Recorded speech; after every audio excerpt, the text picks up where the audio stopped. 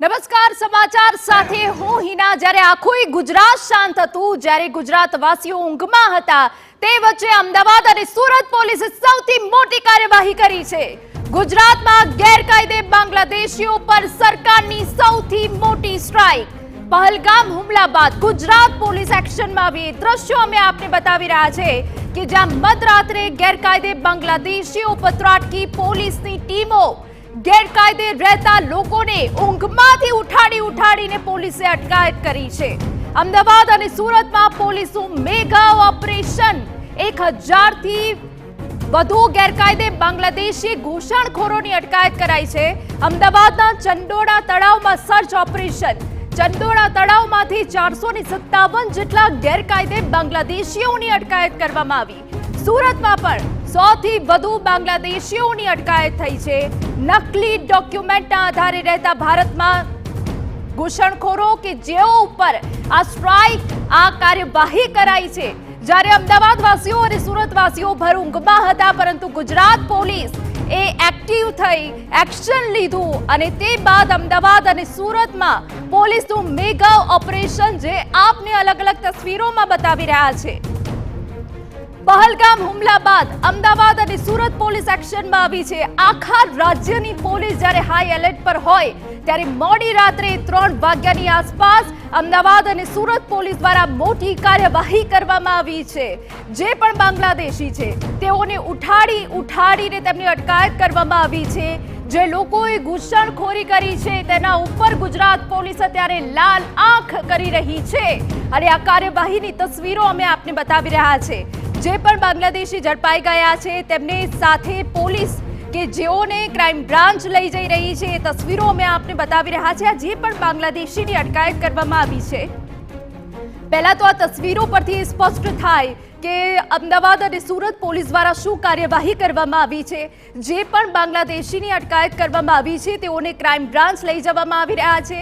તેમની પૂછપરછ કરવામાં આવશે અને તે બાદ તેમને રવાના કરવામાં આવશે બાંગ્લાદેશ। પહલગામ હુમલા બાદ જ્યારે ગુજરાત પોલીસ એલર્ટ મોડ પર હતી ત્યારે ગુજરાત પોલીસે મધરાત્રે ગેરકાયદે બાંગ્લાદેશીઓ ઉપર ત્રાટકી અને પોલીસ દ્વારા આ એક્શન કરવામાં આવ્યું છે। આપને જણાવી દઈએ કે જ્યાં ગઈકાલે ગૃહ રાજ્યપ્રધાન હર્ષ સંઘવી દ્વારા પણ કહેવામાં આવ્યું હતું કે એક પણ ઘૂસણખોરોને નહીં છોડવામાં આવે। પાકિસ્તાનીઓને જે પણ અલ્ટિમેટમ આપવામાં આવ્યું છે તે અલ્ટિમેટમ પ્રમાણે તેમને રવાના કરવામાં આવશે અને તે બાદ તે નિવેદન બાદ ગુજરાત પોલીસ એક્ટિવ થઈ છે। ગુજરાત પોલીસ એક્શનમાં આવી છે અને મધરાત્રે ઘૂસણખોરો પર પોલીસ ત્રાટકી છે।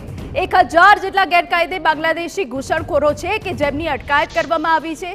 અમદાવાદની પણ અમે આપની તસવીર બતાવી રહ્યા છે કે જ્યાં ચંડોળા તળાવ એ વિસ્તાર છે કે જ્યાં સૌથી વધારે ઘૂસણખોરો રહેતા હતા। ત્યાંથી 457 જેટલા બાંગ્લાદેશીઓની અટકાયત કરવામાં આવી હોવાની વિગતો મળી રહી છે।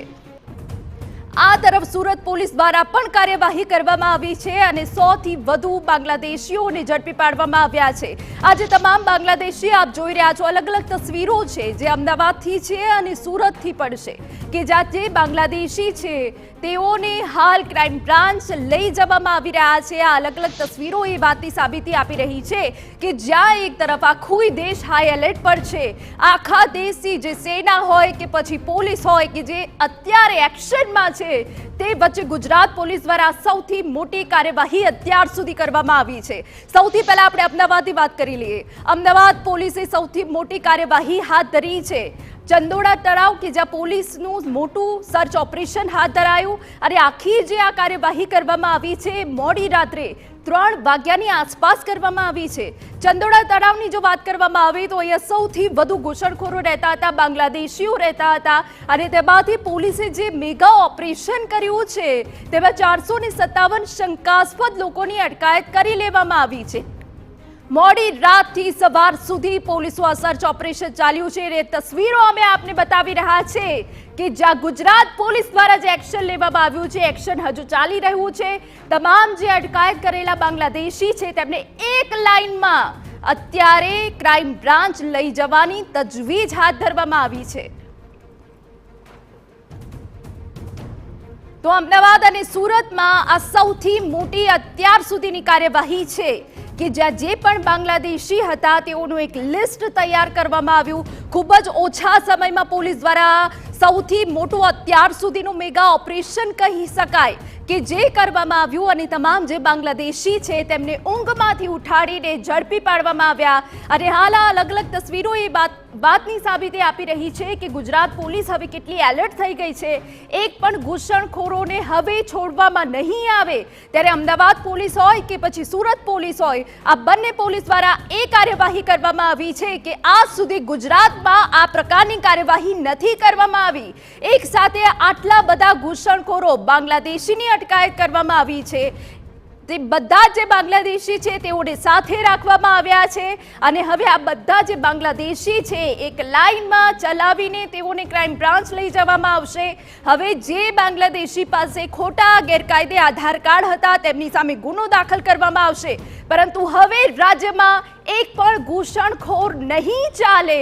આપને જણાવી દઈએ કે રાજ્યના ગૃહપ્રધાન હર્ષ સંઘવી દ્વારા પણ આ ચીમકી ઉચ્ચારવામાં આવી કે હવે રાજ્યમાં ઘૂસણખોરો માટે કોઈ જગ્યા નથી.